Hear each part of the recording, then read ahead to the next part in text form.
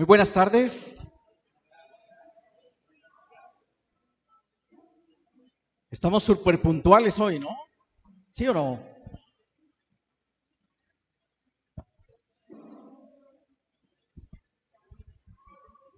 Muchas gracias. Al Señor le damos por la respuesta de nuestros hermanos a esta invitación. Gracias a nuestros hermanos que estuvieron receptivos a esa dirección del Señor y nos acompañan desde lugares tan lejanos, como nuestro hermano Ángel que viene del Ecuador, nuestro hermano Billy y su esposa que vienen del Perú. Bueno, y los que son locales también. Muchas gracias al Señor de que los trajo. Ya nuestro hermano Eliseo hizo como la lista detallada de las distintas localidades y algunos que todavía están por llegar. Yo voy a hacerme hacia un ladito, a ver si logramos, para no taparles de pronto lo que vamos a proyectar. La idea es que vamos a considerar bastantes versículos. Los versículos van a estar ahí en la pantalla para que ustedes los puedan pasar y encontrar rápidamente en sus propias Biblias. Les voy a pedir el favor a los hermanos que se sienten, que sigan, ¿sí? Los hermanos que están llegando, que lo hagan un poquito más rápido, hermanos. Hay puestos suficientes.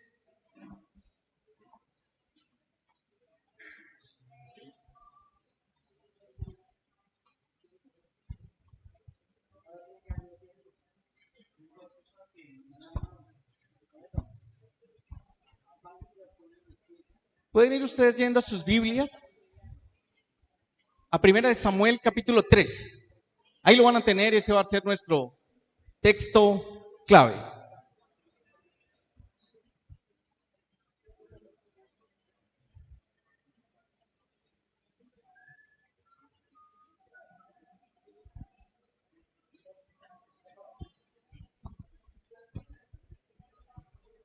Le damos muchas gracias al Señor por los distintos hermanos que han estado sirviendo para hacer posible esta conferencia. ¿Ven ustedes ahí en la foto? ¿Los alcanzan a ver o no? Ahí está Mauricio, ahí está Orlando, Germán, Rodrigo, Alex. Juan David en el atril estaba tapando al hermano que ahorita va a decirles quién es. Está Rafa, Jaime, Eliseo, Carlos, Ryan y estoy yo en el otro extremo. Y en la fotico de abajo, pues descubrimos que el hermano que estaba tapado por Juan David era el hermano Jorge Arbeláez. ¿Ya? ¿Los descubrieron a todos o no?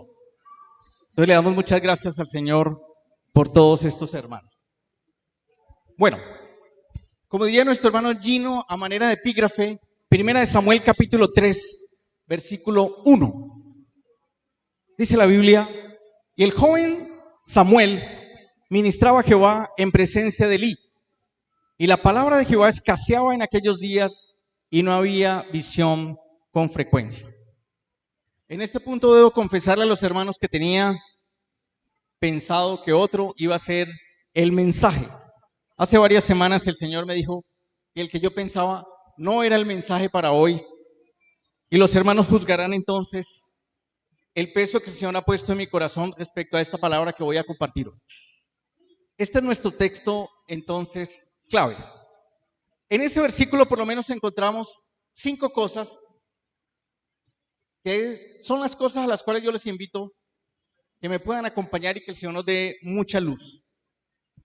Un lugar donde suceden estas circunstancias, 2 personajes que representan 2 ministerios distintos, Elí, un sacerdote, y Samuel, un jovencito, la palabra y la visión. Esas son las 5 cosas que encontramos en este versículo y que le pedimos la asistencia al Espíritu Santo para poder mirarlas en detalle.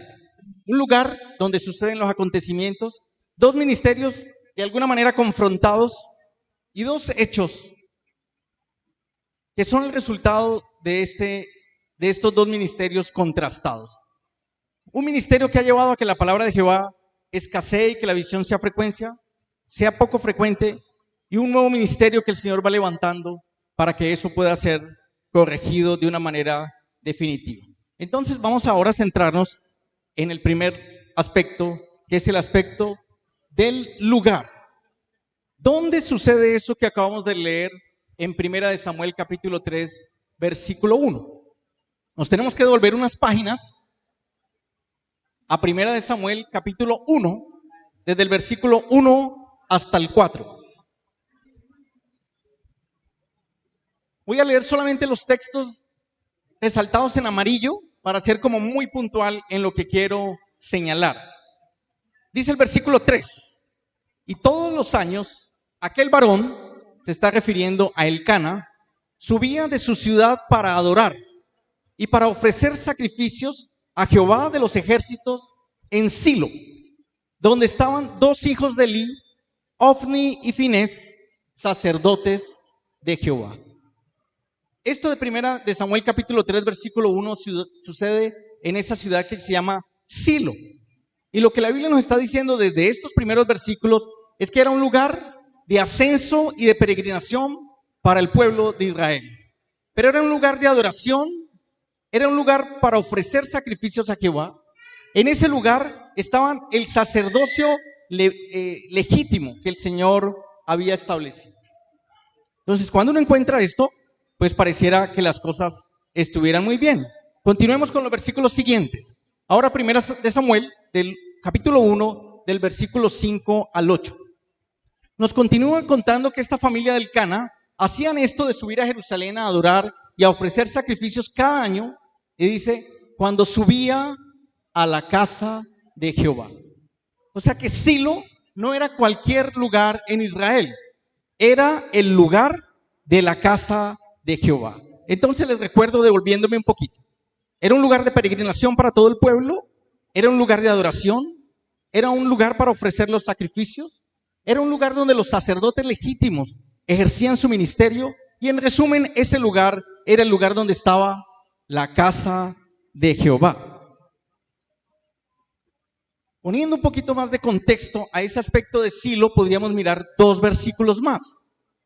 El libro de Josué, capítulo 18, versículo 1, nos enseña lo siguiente. Toda la congregación de los hijos de Israel se reunió en Silo y erigieron allí el tabernáculo de reunión después que la tierra fue sometida. Ese versículo 1 del capítulo 18 nos resume la importancia que tiene la ciudad de Silo. El pueblo de Israel, después de vagar mucho tiempo por el desierto, cruzan el Jordán de oriente a occidente, atravesando el río Jordán, y el primer lugar donde se establecen es en Silo. En ese lugar ponen el tabernáculo y desde ese lugar se ejercen los ministerios y la autoridad. Las guerras se definen en ese lugar y el reparto de la tierra se definen en ese lugar. Silo entonces era tremendamente importante en toda la historia de Israel. Y si volvemos a Primera de Samuel, capítulo 4, el versículo 4 nos dice lo siguiente acerca de Silo. Y envió el pueblo a Silo y trajeron de allá el arca del pacto de Jehová de los ejércitos que moraba entre los querubines. Y los dos hijos de Elí, Ofni y Finés, estaban allí con el arca del pacto.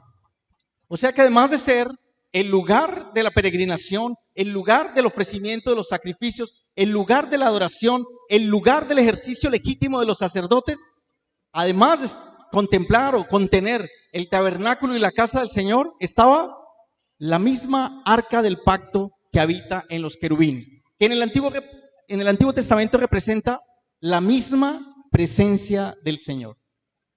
Eso es lo que había en Silo. Y como si fuera poco, en Silo suceden cosas tan extraordinarias como las que aparecen en Primera de Samuel capítulo 2. Y se hacen oraciones extraordinarias, como la de esta mujer, Ana, que no había podido tener hijos, y oró al Señor diciendo lo siguiente: mi corazón se regocija en Jehová, mi poder se exalta en Jehová, mi boca se ensanchó sobre mis enemigos, por cuanto me alegré en tu salvación.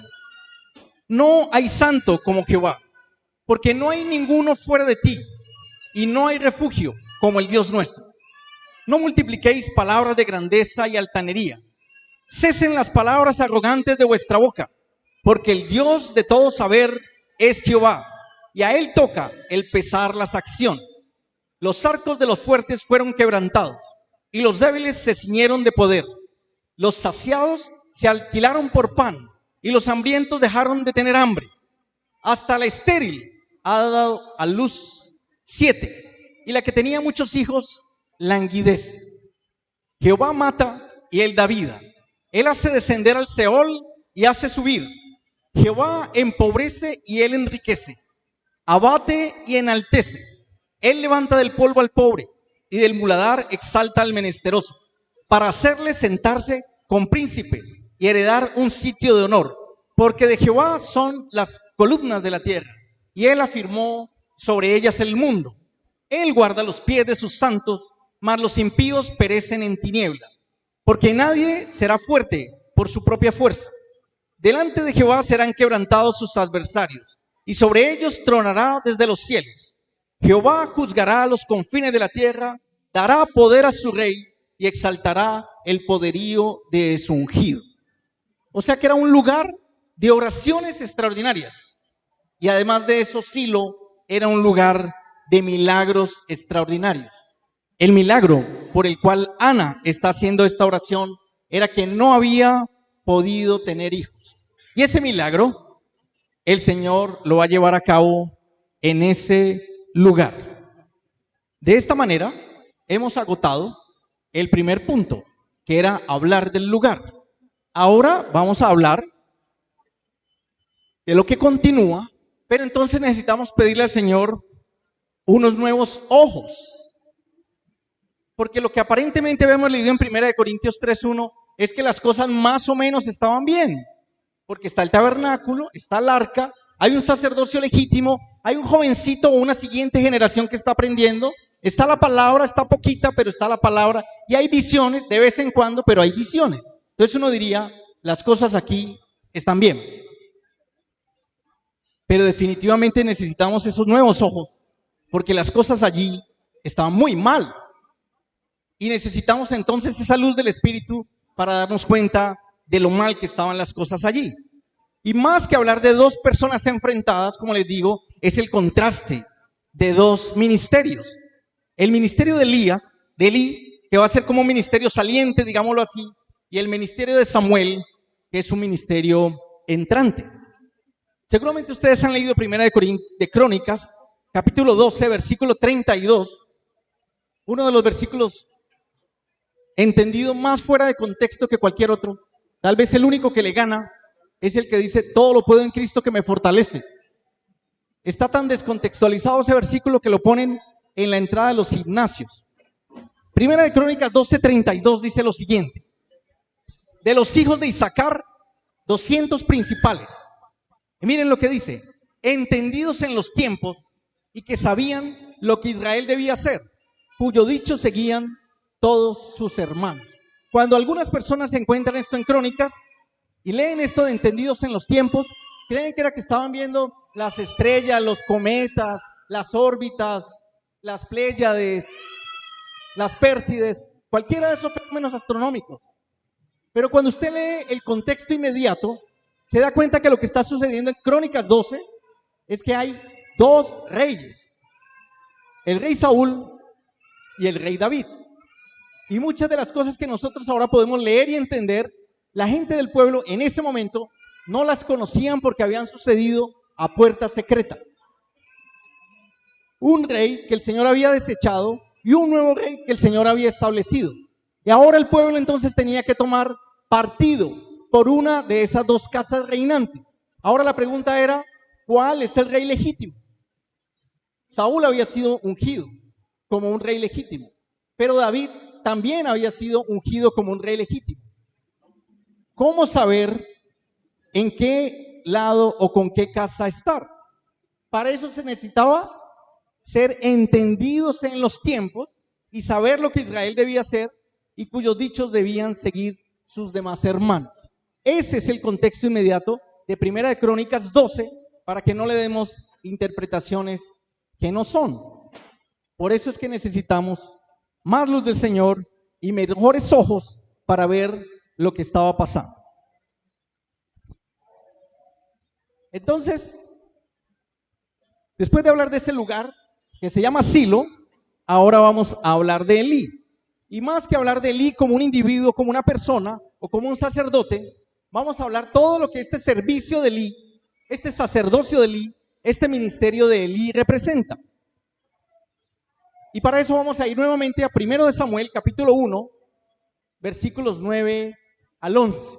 Nuevamente les digo, voy a leer solamente los resaltados en amarillo, pero los textos están un poco más amplios para que tengan un contexto mayor. Y se levantó Ana, después que hubo comido y bebido en Silo, y mientras el sacerdote Elí estaba sentado en una silla junto a un pilar del templo de Jehová, ella con amargura de alma oró a Jehová y lloró abundantemente. Y ahí sigue el pasaje. Y lo que sigue es tremendamente importante, pero no es la carga del mensaje en esta tarde. No vamos a hablar del Cana, no vamos a hablar de Ana, y no vamos a hablar del milagro, del nacimiento milagroso de Samuel, aunque lo mencionaremos un poco más adelante. Aquí lo que vamos a hablar es del ministerio de Elí. Y aquí aparece una cosa verdaderamente interesante. Y por eso les decía que necesitamos nuevos ojos para leer algo aquí que podemos leer y pasar de manera muy rápida. Ahí lo resalto en amarillo y dice, y lo subrayo en negro, dice que Elí estaba sentado en una silla. ¿Se acuerdan que dijimos que en Silo estaba el tabernáculo de Jehová? Si usted se lee todas las figuras del Antiguo Testamento, en Éxodo, en Levítico, en Números, en Deuteronomio, que dan los detalles del tabernáculo, sorpresa. Oigan, sorpresa. No hay sillas en el mobiliario del tabernáculo. O sea que lo que él hizo fue una cosa extraordinaria. Y es que añadió a los detalles del tabernáculo algo que él necesitaba. ¿Para qué? Para su propia comodidad. Por ahí arranca el ministerio de Elí. No es un ministerio que esté en función del servicio al Señor, sino que está buscando lo más cómodo para él. Y lo que él necesitaba entonces era una silla para estar allí imperturbable y tranquilo. Yo sé que los seres humanos, y eso incluye a nosotros los creyentes, somos de extremos. Algunos creen que la espiritualidad está en 1000 actividades. Ese es un extremo. En el otro extremo están inclusive un momento de la historia que se llamaban los quietistas. Y esos se fueron al otro extremo y es no hacer absolutamente nada. ¿Cuál de los dos extremos está bien? Pues ninguno de los dos. No se trata de inventarnos actividades y tampoco se trata de que nos quedemos cortos en las direcciones claras que el Señor ya ha establecido. Entonces, no puede ser un ministerio de la comodidad. Si ustedes me acompañan a Hebreos capítulo 10, versículo 11, muchas páginas más adelante, pero muchas páginas más adelante, dice nuestra Reina Valera, y hacemos mención de Casiodoro de Reina y de Cipriano de Valera por el extraordinario trabajo que hicieron en la traducción de la Biblia completa de los idiomas originales al español. De hecho, son los reformadores españoles. Los dos eran sacerdotes en el monasterio que se llamaba San Isidoro, muy cerca de Sevilla.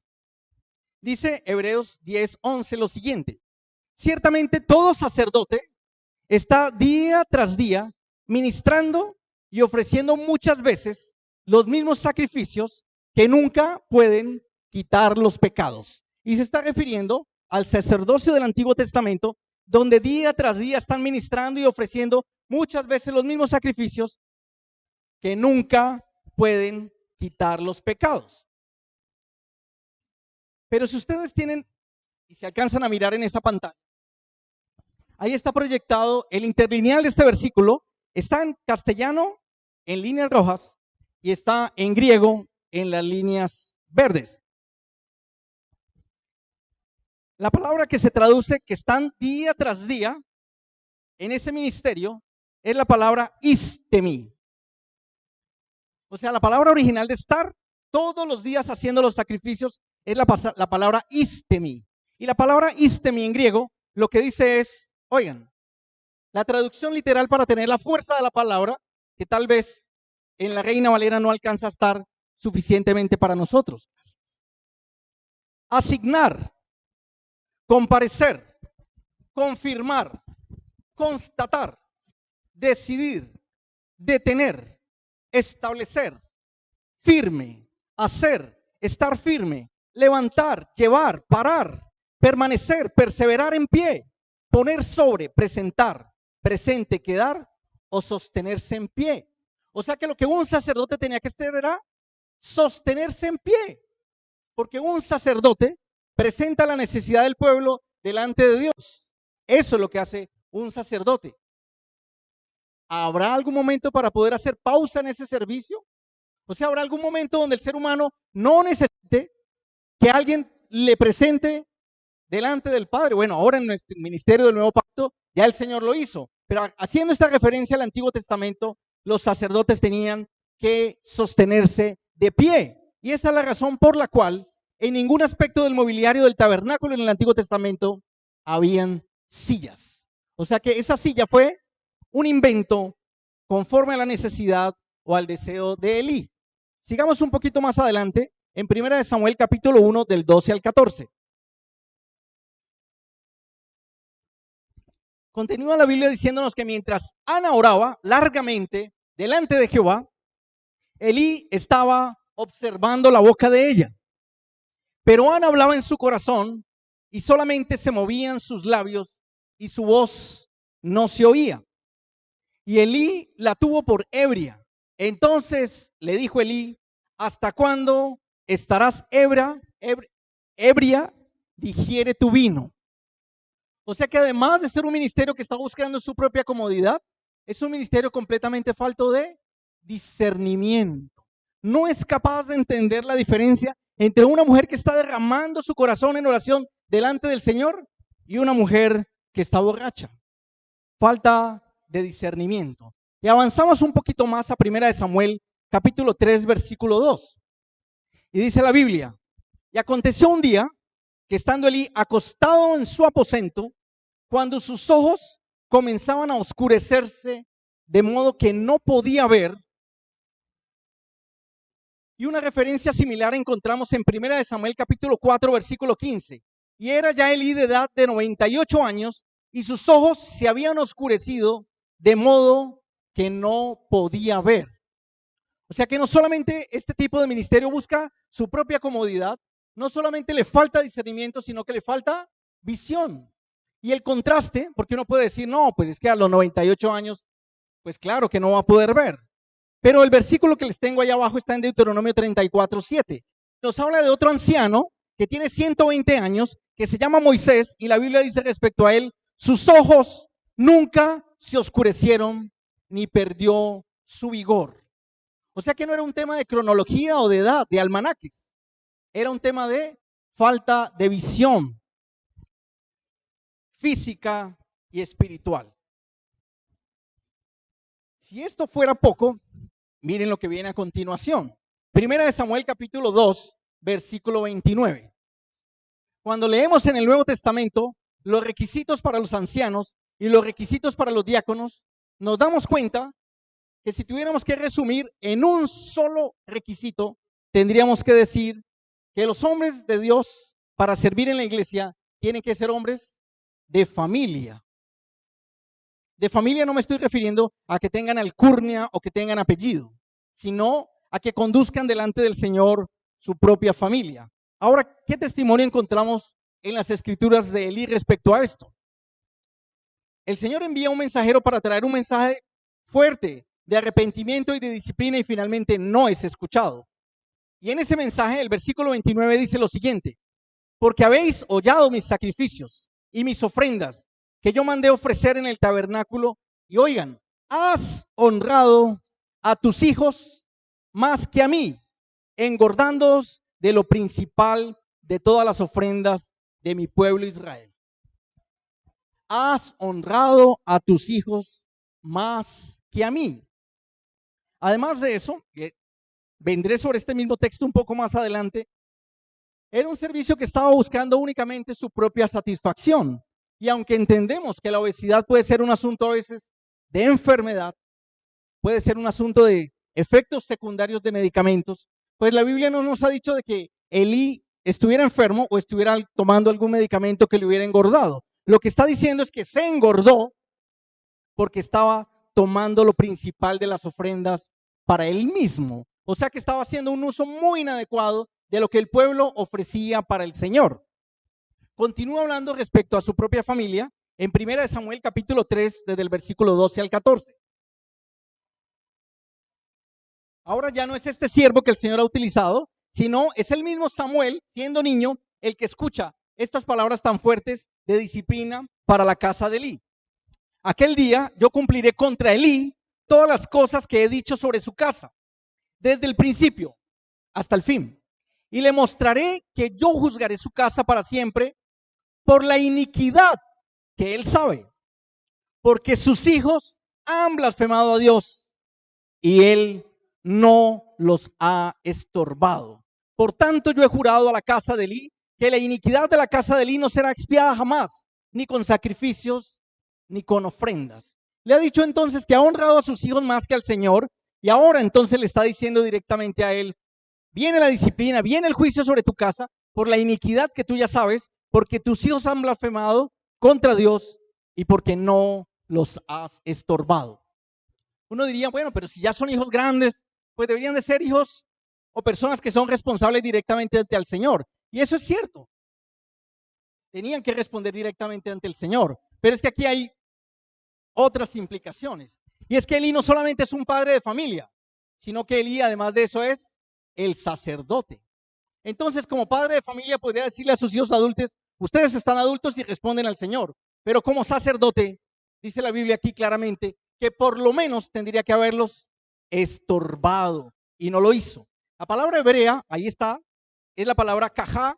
Esa palabra podría traducirse también de esta manera: desalentar, angustiar, cansar o estorbar. O sea que si tus hijos están muy grandes, ya están muy fuertes y no les puedes estorbar, no los puedes contener, ya tienen mucha plata y ya no los puedes frenar, ya tienen mucho conocimiento, mucho reconocimiento, mucha fama, y como que definitivamente se te escaparon de las manos, por lo menos tienes que desalentarlos en ese caminar, angustiarlos, cansarlos, para que entiendan que no pueden ir por esa senda en la que están. Y definitivamente lo que la Biblia está diciendo es que Elí, aunque sabía todo lo que sus hijos hacían, no hacía nada de esto. Continúa la Biblia diciéndonos lo siguiente, ahí mismo en 1 Samuel capítulo 2, pero desde el versículo 13 al 17. Hay un problema grandote, tremendo, familiar, y ese problema familiar ahorita viene con otro problema adicional, porque la historia todavía ahí no termina. Y era costumbre de los sacerdotes con el pueblo que cuando alguno ofrecía sacrificio, venía el criado del sacerdote mientras se cocía la carne, trayendo en su mano un garfio de 3 dientes, y lo metía en el perol, en la olla, en el caldero o en la marmita. Y todo lo que sacaba el garfio, el sacerdote lo tomaba para sí. De esta manera hacían con todo Israel que venía, con todo israelita que venía a Silo. O sea que cuando usted lee esto rápidamente, usted diría, bueno, pues están haciendo lo que se tiene que hacer, ¿no? Mientras ofrecen un sacrificio, toman una parte para el sacerdote. Ahora, las cosas en la casa del Señor están muy claramente establecidas para que no le pongamos tanto de lo que a nosotros se nos ocurre, que es lo que se tiene que hacer. Esto que aparentemente no estaba tan mal a nuestros ojos, a la luz de las Escrituras, otra manera de decirlo, a la luz de los ojos del Señor estaba verdaderamente mal. Esto no era lo que se debía hacer con las ofrendas. Primera de Samuel 12, 13 al 17 dice que asimismo, continuando con el uso indebido de lo que se presentaba de ofrenda delante del Señor, antes de quemar la grosura, venía el criado del sacerdote y decía al que sacrificaba: da carne que asar para el sacerdote, porque no tomará de ti carne cocida sino cruda. Y si el hombre le respondía: quemen la grosura primero y después toma tanto como quieras, él respondía: no, sino dámela ahora mismo, de otra manera yo la tomaré por la fuerza.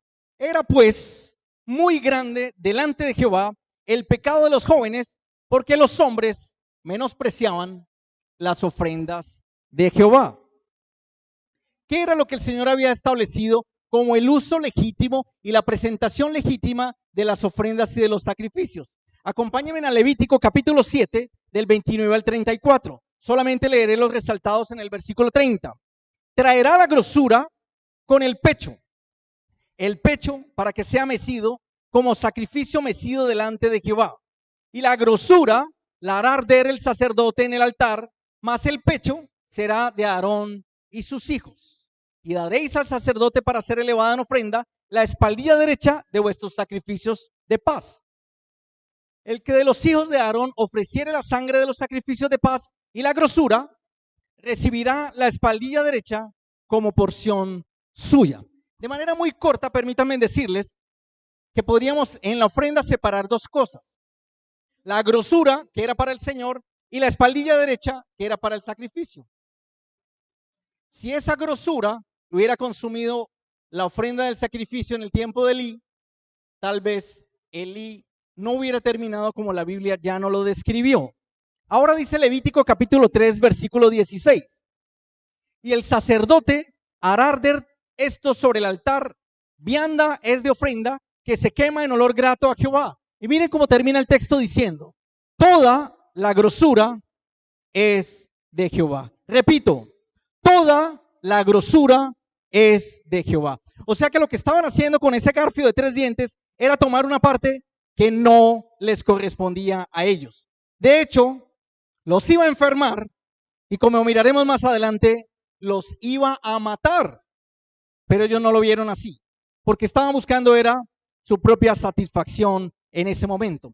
Entonces, como lo vimos ahorita, y me devuelvo 3 diapositivas, cuando alguien llega y le dice, después de que se presente la grosura, es que puedes tomar. O sea, un israelita normal tenía más temor del Señor y más conocimiento de los principios del Señor que los mismos sacerdotes, porque ellos hacían era todo lo contrario. Ahora, y para ir terminando esta parte del ministerio de Elí, 1 Samuel 12, del 13 al 17, ya lo leímos, pero ahora quiero destacar solamente este punto, que si no le daban las ofrendas, ahí está, y si el hombre le respondía, o sea, el israelita, con temor del Señor, con conocimiento de que había un orden de Dios para esto, quemen la grosura primero. ¿Por qué? Porque la grosura es de Jehová, y después tomen tanto como quieran. Ese siervo del sacerdote respondía, no, sino dámela ahora mismo. De otra manera, yo la tomaré por la fuerza. Entonces, este ministerio de Elí es un ministerio que trata de obtener de los demás a las buenas o a las malas. A veces se pueden obtener cosas haciendo un ejercicio de fuerza física, pero en ocasiones se pueden obtener cosas también sin utilizar fuerza física, a través de manipulación y de persuasión no escritural. O sea que, en otras palabras, y en resumen, era un ministerio que ejercía con poder para su propia satisfacción y nada para la gloria del Señor. Lo tomaré por la fuerza. ¿Cómo les parece? Ahora, la cereza en el pastel. Capítulo 2, versículo del 22 al 25. Yo creo que suficientes cosas habían como para que un ministerio de esos de alguna manera quedara descalificado para hacer la obra del Señor en ese tiempo. Pero viene el broche. Elí era muy viejo, versículo 22, y oía de todo lo que sus hijos hacían con todo Israel, lo que hemos mencionado respecto a las ofrendas, y cómo dormían con las mujeres que velaban a la puerta del tabernáculo de reunión. O sea que si le faltaba poco, ahora entonces, además de esto, es un ministerio completamente falto de integridad. Eso representa el ministerio de Elí. Por eso, cuando leíamos en el epígrafe que la palabra de Jehová escaseaba y que no había visión con frecuencia, ahora ya lo entendemos. Si estos son los sacerdotes, pues la palabra va a escasear, y la visión, que propiamente la palabra deberíamos de entender es la revelación, no va a aparecer con frecuencia.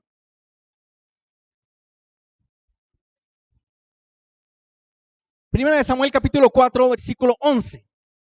Y el arca de Dios fue tomada y muertos los 2 hijos de Elí, Ofni y Finés.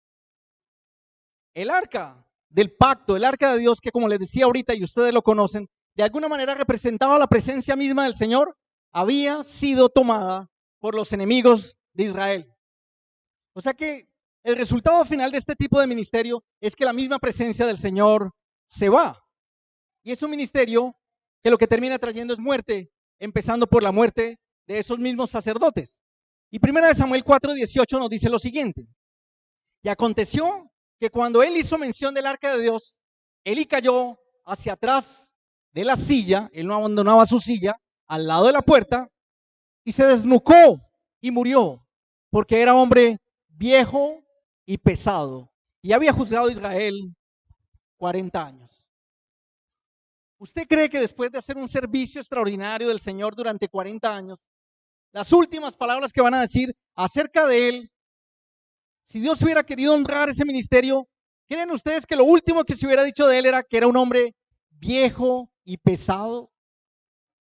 Había estado en un lugar de honra, pero para que buscara la gloria de Dios, y buscó fue su propia gloria y la gloria de sus hijos. Y hablando de la gloria, la esposa de Finés estaba embarazada. 1 Samuel 4, del 19 al 22. Y su nuera, la mujer de Finés, que estaba encinta, cercana al alumbramiento, oyendo el rumor que el arca de Dios había sido tomada, y muertos su suegro y su marido, se inclinó y dio a luz, porque le sobrevinieron sus dolores de repente. Y al tiempo que moría, le decían los que estaban junto a ella: no tengas temor, porque has dado a luz un hijo.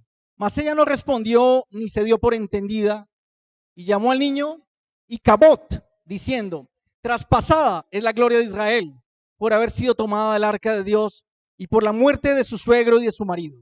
Dijo pues: traspasada es la gloria de Israel porque ha sido tomada el arca de Dios.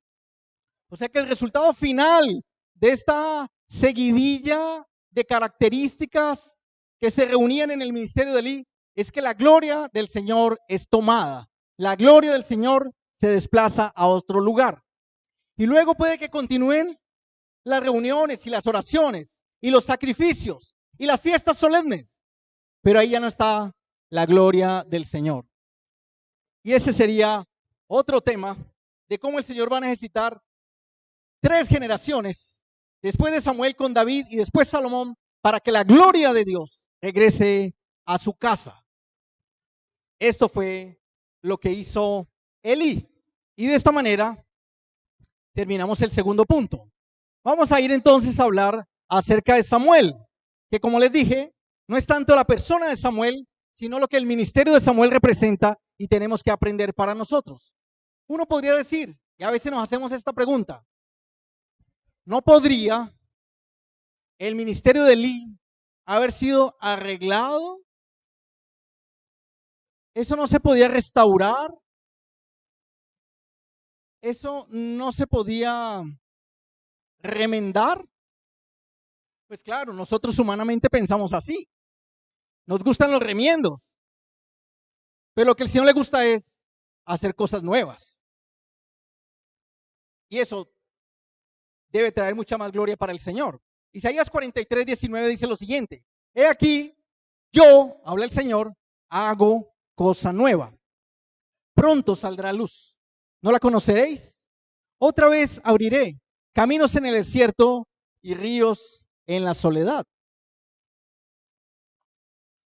Podría ser uno una persona muy religiosa como Nicodemo.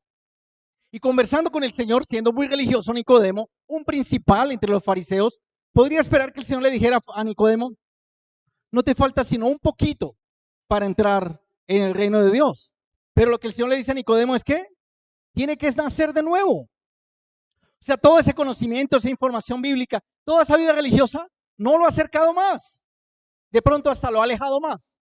Tiene que volver a nacer, porque el Señor hace en las cosas nuevas. 1 Samuel 2:35 nos dice que el Señor había anunciado de manera profética para Samuel esto, y además de aplicarse para Samuel, se aplicaría también para el Señor Jesús. Versículo 35. Y yo me suscitaré un sacerdote fiel, que haga conforme a mi corazón y a mi alma, y yo le edificaré casa firme, y andará delante de mí ungido todos los días.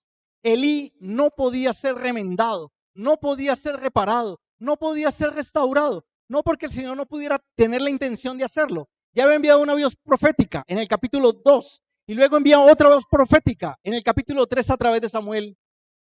Pero los corazones de sus hijos y el corazón de Elí estaban completamente endurecidos para ese cambio. Entonces, ¿qué tiene que hacer el Señor? Levantar un nuevo sacerdocio, hacer las cosas nuevas. ¿No les parece a ustedes que el Señor tiene mucha paciencia? ¿No ha tenido paciencia con ustedes? Al menos conmigo ha tenido mucha paciencia y todavía la tiene y todavía le pido que la siga teniendo, ¿sí? Mucha paciencia que el Señor nos tiene. ¿Paciencia para qué? Si es necesario, Él dice, yo vuelvo a empezar. ¿Se acuerdan ustedes de la vasija de barro que en las manos del alfarero se echó a perder? ¿Qué dice el Señor? Yo la vuelvo a hacer. Yo la vuelvo a hacer. Entonces, no importa qué tan agrietados, qué tan estropeados, qué tan toteados estemos, el Señor está dispuesto con nosotros en volvernos a hacer. El Señor está dispuesto, pero ¿estamos dispuestos nosotros a que el Señor haga todas las cosas nuevas? Con eso en mente es que uno entiende Mateo capítulo 9, versículos 16 al 17. Nadie pone remiendo de paño nuevo en vestido viejo, porque tal remiendo tira del vestido y se hace peor la rotura. Ni echan vino nuevo en odres viejos. De otra manera, los odres se rompen y el vino se derrama. Los odres se pierden. Pero echan el vino nuevo en odres nuevos. Y lo uno y lo otro se conservan juntamente. O sea que si el Señor trae un vino nuevo, necesitará un odre nuevo y no un odre remendado, porque el vino nuevo se echa en un odre nuevo. Y por eso 2 Corintios 5:17 dice que de modo que si alguno está en Cristo, nueva criatura es, las cosas viejas pasaron, he aquí, todas son hechas nuevas. Yo me suscitaré, dice 1 Samuel 2:35, un sacerdote fiel, que haga conforme a mi corazón y a mi alma, y yo le edificaré casa firme y andará delante de mí ungido todos los días. ¿Cuánta falta hace en el ministerio esa palabra que allí subrayo? Fidelidad. Fidelidad. Por eso Apocalipsis 3:8 dice, yo conozco tus obras.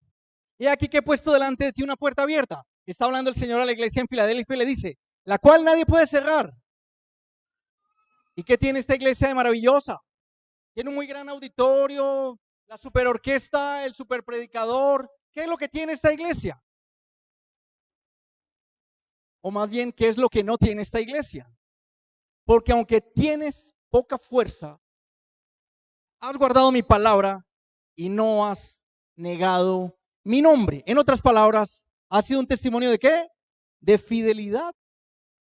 No se necesita la fuerza, no se necesita el renombre, no se necesitan los recursos. El Señor es el dueño de la plata y del oro y gracias por los recursos que nos provee. Pero ese no es el asunto más importante, sino lo que el Señor hace. Y lo que el Señor hace a través de hombres y mujeres que tengan un corazón que Él pueda encontrar fiel. ¿Recuerdan ustedes la parábola de los talentos? Reparte 5 talentos, 2 talentos, 1 talento. Pasa el tiempo, suficiente tiempo, regresan estos siervos donde el amo, el que trae 5 talentos le dice, 5 talentos me diste, he aquí, traigo 5 más. ¿Recuerdan qué le dice el Señor? Le dice, buen siervo, y la palabra siguiente es fiel. Y hubiera podido decir, buen siervo y productivo. Productivo hubiera podido ser la palabra. Rendidor o sagaz. O le hubiera podido decir, buen siervo y paisa, ¿cierto? Buenos para los negocios. Pero lo que le dice es buen siervo y fiel. Sobre poco has sido fiel, sobre mucho te pondré, entra en el gozo de tu Señor. Entonces a veces estamos como locos corriendo, tratando de encontrar esa gran cantidad de cosas para que el Señor nos use y tenga un gran impacto en nuestra ciudad, en nuestra iglesia local. Y eso no es lo que el Señor está buscando. Lo que está buscando es un corazón fiel. Y ese fiel con lo que tenga, así sea poco, sobre poco has sido fiel, sobre mucho te pondré. Primera de Samuel 1, 27 al 28 nos dice cuál es el comienzo, la génesis de un ministerio como este, como el ministerio de Samuel. Ana dice, por este niño oraba y Jehová me dio lo que le pedí. Yo pues lo dedico también a Jehová, todos los días que viva será de Jehová, y adoró allí a Jehová. O sea que este ministerio es un fruto de la oración, es un fruto de la dedicación, de la consagración, es un fruto de la adoración, es un fruto del ministerio de mamás con sus hijos, no una demostración de conocimiento o de poder. Si comparamos a ese sacerdote experimentado al lado de este niñito y preguntamos cuál es el que está capacitado para ser usado por Dios, pues lo primero que vamos a decir es, este sacerdote experimentado y capacitado. Y resulta que no es así, porque Dios no mira las cosas como nosotros las miramos. Y el fruto entonces de este ministerio de Samuel tiene que ser el resultado de la oración, de la dedicación, de la consagración, de la adoración y del ministerio de hombres y mujeres con sus hijos. Dice 1 Samuel 1 al 24. Después que lo hubo destetado, lo llevó consigo con 3 becerros, una efa de harina, una vasija de vino y lo trajo a la casa de Jehová en Silo. Y declara la Biblia claramente que el niño era pequeño. Está recién destetado.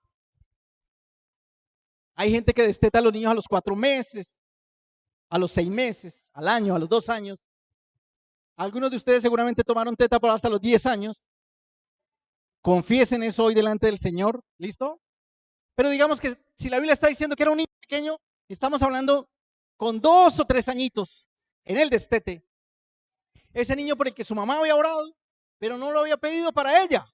Había pedido un hijo para llevárselo al Señor y cumplió su palabra.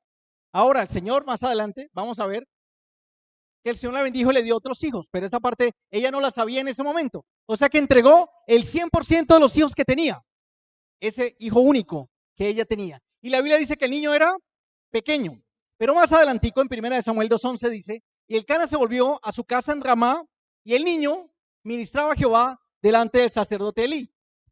Aquí ya dice que era el niño, pero ya no dice que el niño era pequeño. O sea que ya ha habido un proceso, un crecimiento. Y 1 Samuel 2:18 dice, y el joven Samuel ministraba en la presencia de Jehová vestido de un efod fino. Ya no es el niño pequeño, ya no es el niño, ahora es el joven Samuel.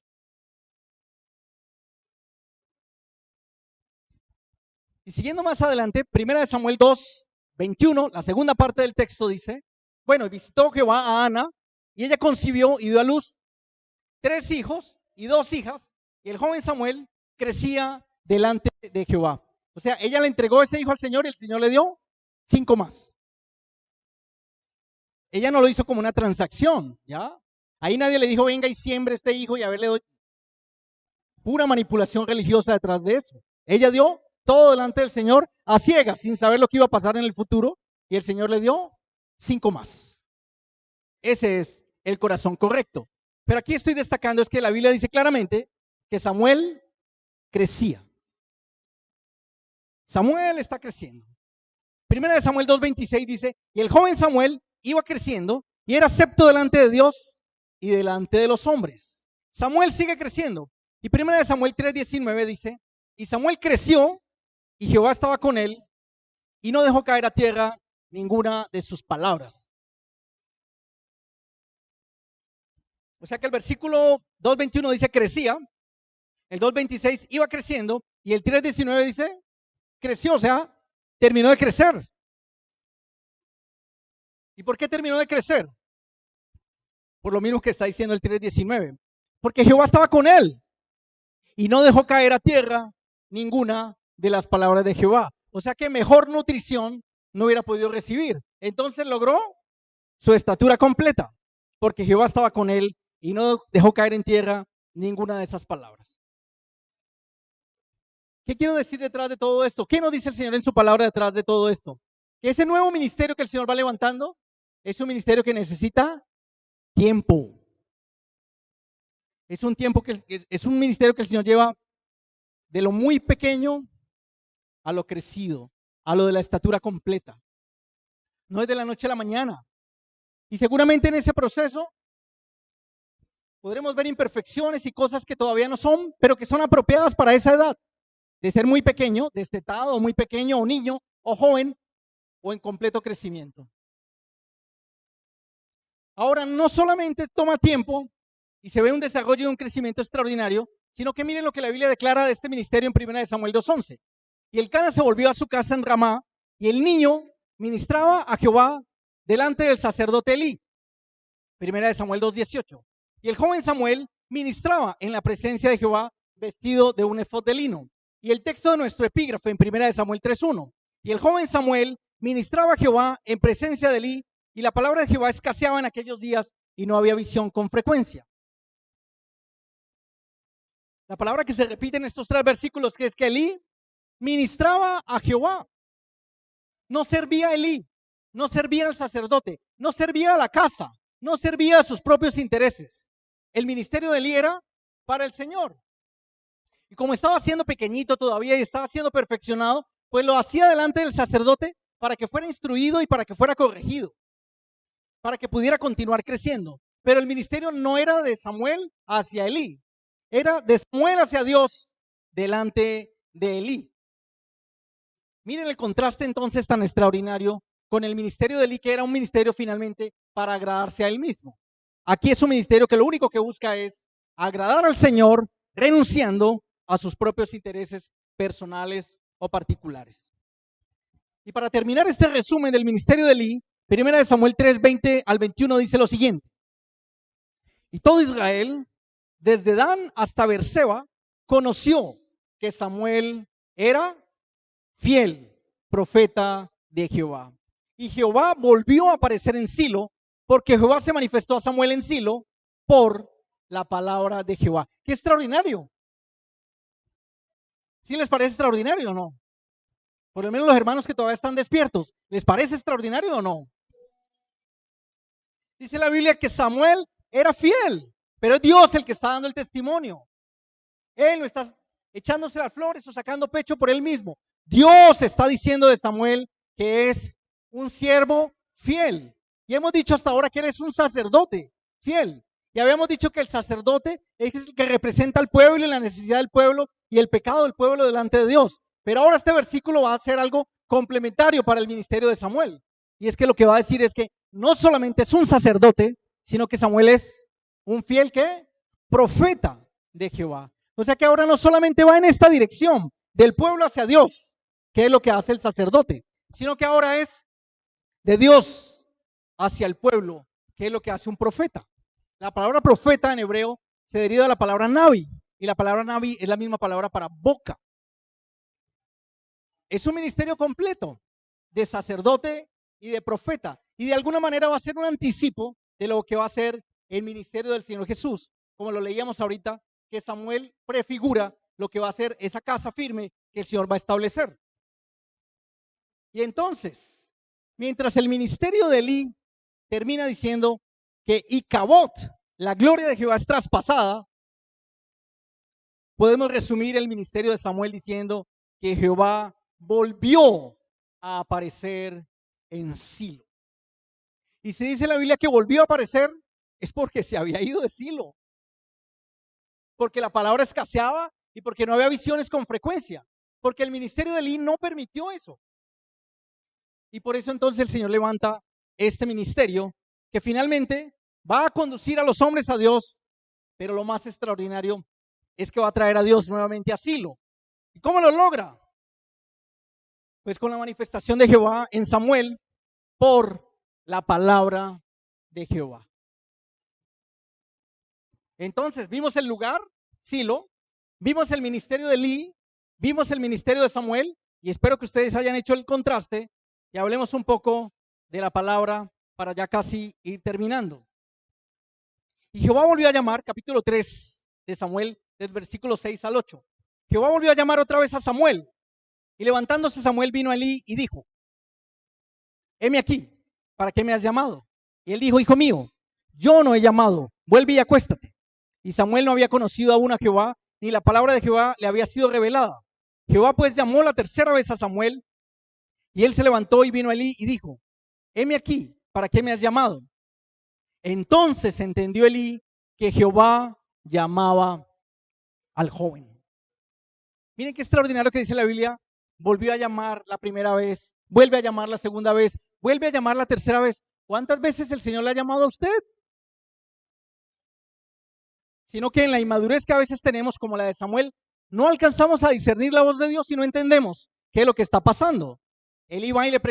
Samuel va y le pregunta a Elí, y Elí, que tiene conocimiento del Señor por todo el tiempo que le ha servido, entiende que es Dios el que está llamando a Samuel. Es llamativo que dice el versículo 7 que el Señor lo está llamando, pero todavía Samuel no ha conocido a Jehová, ni la palabra de Jehová le ha sido revelada. Porque aunque usted no lo crea, que pareciera como contradictorio, eso puede pasar. Dios está llamando, así usted todavía no conozca al Señor.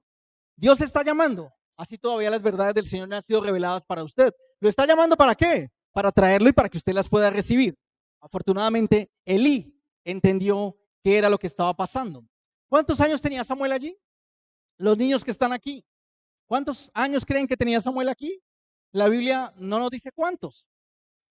Flavio Josefo dice que aproximadamente podría haber sido unos 12 años. Y había una tradición oral de muchas generaciones que decía eso, que cuando Dios le llamó, Samuel tenía aproximadamente 12 años. ¿Hay algún niño aquí de 12 años que levante la mano? Todos están más creciditos. Bueno.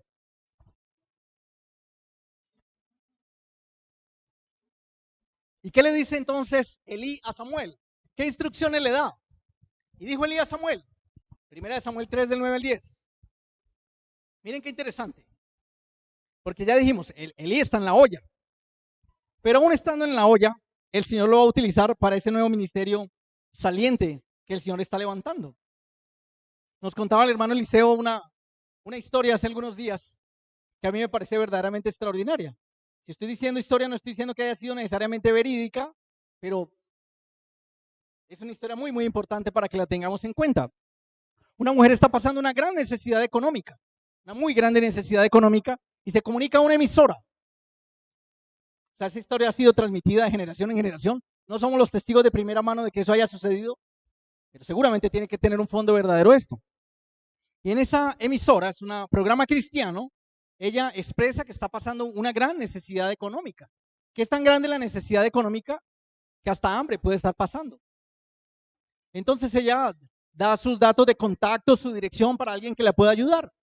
Hay un ateo que está escuchando el programa de radio y dice: voy a ir a burlarme de esta cristiana, porque esta cristiana, muy de Dios, muy de fe, muy de su confianza en el Señor, llama a un programa cristiano a decir: estoy en la olla porque el Señor no me tiende la mano. Entonces yo voy a ir a llevarle un mercado. Y arranca con su mercado, llega a esa casa, entrega el mercado, la señora lo recibe y le dice: muchas gracias. Espero no tirarme la historia, Eliseo, espero contarla bien. Recibe el mercado, pero él esperaba que le dijera algo a ella, ¿no? Ella algo a él, como diciéndole: bueno, ¿y usted quién es? O el Señor lo movió, ¿usted qué lo trajo aquí? ¿Ya? Y entonces ya, la señora prácticamente va a cerrar la puerta y el tipo ya entonces le dice: ¿qué? Es que usted ni siquiera va a preguntar ¿esto de dónde viene? Dice: no, no hay necesidad. Cuando Dios manda, hasta el diablo obedece. ¿Cómo les parece? Entonces, dijo Elí a Samuel: ve y acuéstate. Número 1. Y si te llamare, número 2, dirás: habla Jehová. Número 3, porque tu siervo oye. Y así fue Samuel y se acostó en su lugar. Y vino Jehová y se paró y llamó como las otras veces: Samuel, Samuel. Entonces Samuel dijo: habla, porque tu siervo oye. O sea que lo que Elí le dijo a Samuel es lo siguiente: primero, ve y acuéstate. O sea, hazte disponible para que Dios te hable. Vaya, Dios lo va a volver a llamar. Esté disponible.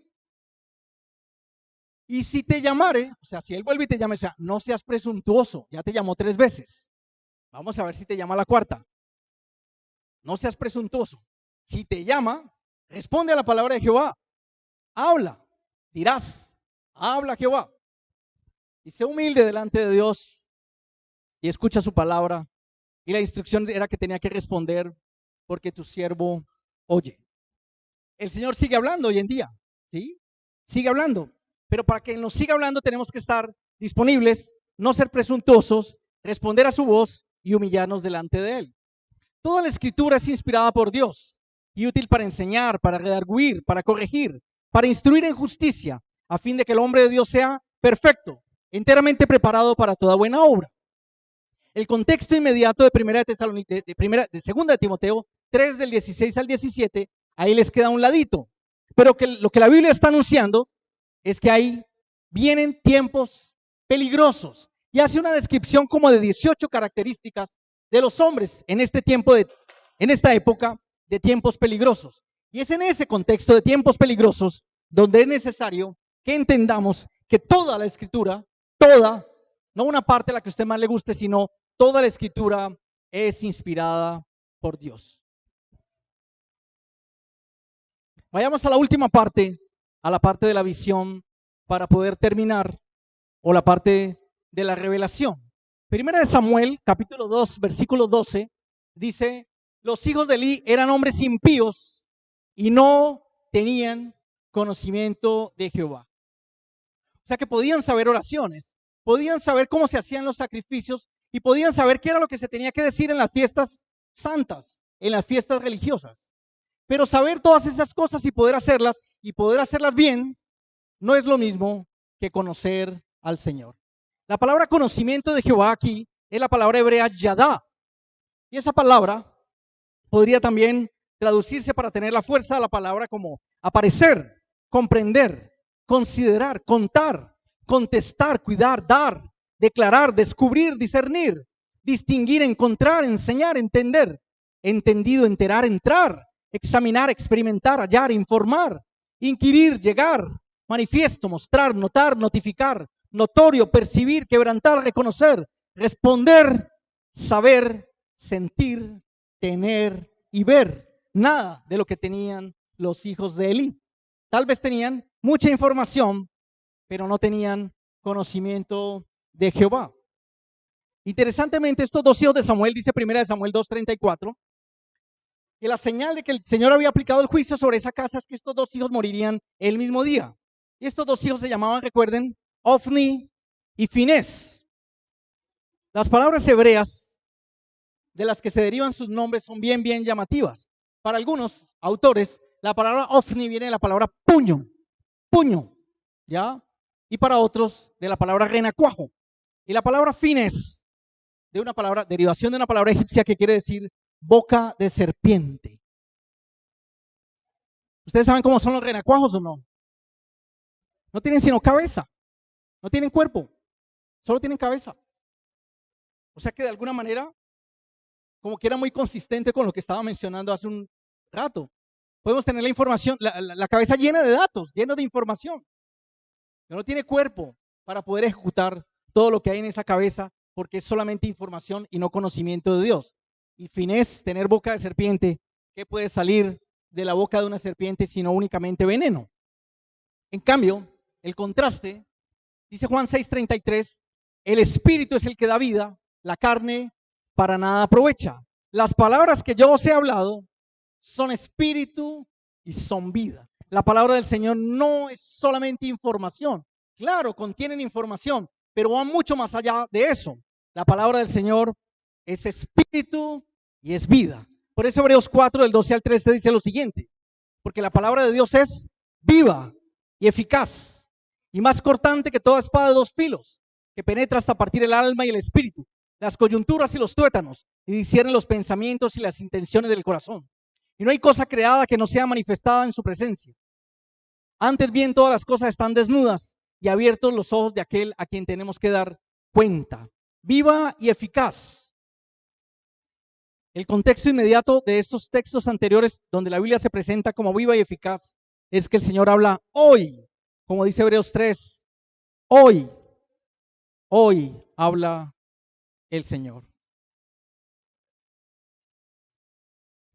No es el tiempo para que la palabra del Señor escasee, y no es el tiempo para que las visiones resulten de vez en cuando. Necesitamos ser tocados profundamente. Y así como esos textos inmediatos que no alcanzamos ahorita a leer, y ya vamos a orar. El Señor había hablado, cuando el pueblo estaba cruzando el desierto, en el día de la provocación, Él dice, si oyeres hoy mi voz, no endurezcáis vuestros corazones, como en Meribá, como en el día de la provocación. Pero luego eso también aparece en el Salmo 95. Y Hebreos dice que así como se lo había dicho a Moisés y al pueblo en el desierto, también se lo dijo a David en el tiempo del reino. Si oyeres hoy su voz, no endurezcáis vuestros corazones. Y luego aparece nuevamente en Hebreos, 1000 años después, 1000 años después. Si oyeres hoy su voz, no endurezcáis vuestros corazones. 2000 años antes de Cristo en el desierto, 1000 años antes en el reino de David. En el tiempo de Cristo, no hoy, no endurezcáis vuestros corazones. Y 2000 años después, vuelve el Señor y nos dice, si oyeres hoy su voz, no endurezcáis vuestros corazones. Si usted escuchó la voz de Dios en esta tarde, lo invito a que se ponga de pie y ore conmigo para finalizar esta primera parte. Señor, queremos como Ana, que nuestro corazón se regocije en ti. Queremos, Señor, exaltar y reconocer tu poder, Señor. No hay santo como tú. No hay nadie fuera de ti.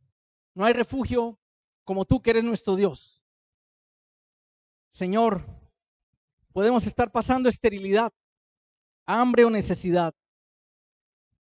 Tú sigues siendo poderoso para hacer tus maravillas y tus milagros y tus señales, empezando por el milagro de la transformación de nuestra mente y de nuestro propio corazón. Tú levantas del polvo al hombre y del muladar exaltas al menesteroso. Tú guardas los pies de tus santos, Señor. Nada se puede hacer fuera de tu fuerza, Señor. Aún quebrantas los adversarios, tronarán los cielos. Tú juzgarás de los confines de la tierra y darás poder a tu rey y exaltarás el poderío de tu ungido, que es el rey y el Señor de nuestro corazón. Gracias, Señor, por esta tarde. Gracias por tu palabra. Gracias por lo que debe representar Silo para nosotros. El entendimiento de ese contraste entre estos dos ministerios, el de Elí y el de Samuel. La necesidad de ser nutridos, afirmados y poderosos en las Escrituras, pero no para que se quede como información en nuestra cabeza, sino para que traspase nuestro corazón. Como esa espada que es más cortante aún que una espada de doble filo, que pueda separar y discernir lo mental, lo emocional de lo espiritual, discernir las intenciones del corazón y aún separar las coyunturas de nuestros huesos. Gracias por este primer tiempo, Señor, que nos concedes y por lo que en tu gracia y con anticipación tú has preparado para nuestra edificación en este tiempo de conferencia. En el nombre de Jesús. Amén.